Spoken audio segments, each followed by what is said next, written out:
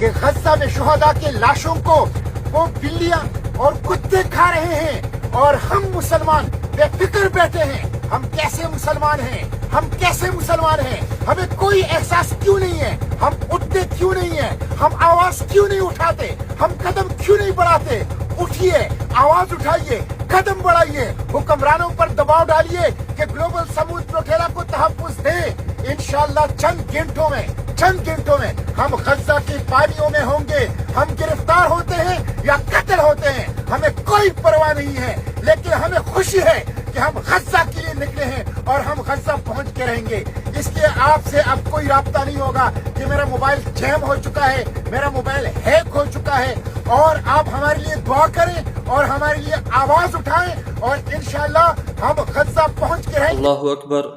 Senator مشتاق غنی صاحب نے صحابہ کرام رضوان اللہ علیہم اجمعین کے دور کی یاد تازہ کر دی. یہ نہتے لوگ دین کو سمندر کی بے رحم موجوں کا مقابلہ کرتے اور رات کو اسرائیل کے ڈرونز کا مقابلہ کرتے کرتے آج یہ اپنی منزل کی جانب غزہ کی جانب بڑھ رہے ہیں، قریب پہنچ گئے ہیں بالکل. اور آج یہ ہمارے ایمان کا تقاضا ہے. یہ لوگ امت کی طرف سے اجتماعی فریضہ ادا کرنے کے لیے آج اس جگہ پر موجود ہیں. یہ لوگ بھوکوں کو کھانا کھلانے کے لیے، مظلوموں کی داد رسی کرنے کے لیے اور ان تک ادویات پہنچانے کے لیے وہاں پر گئے ہوئے ہیں اور نہتے ہو کر وہاں پر پہنچ رہے ہیں. لیکن ہر گزرتے دن کے ساتھ ان پر ظلم کی انتہا کی جا رہی ہے. ڈرونز کے ساتھ ان پر اٹیک کیا جا رہا ہے اور طرح طرح سے ان کے لیے مشکلات کھڑی کی جا رہی ہیں. جناب والا، آپ نے ان کی آواز بھی سن لی، ان کی بات بھی سن لی، اور ہمارا یہ تقاضا ہمارے ایمان کا تقاضا ہے، ورنہ ہمیں تاریخ کبھی معاف نہیں کرے گی. اگر یہ لوگ آج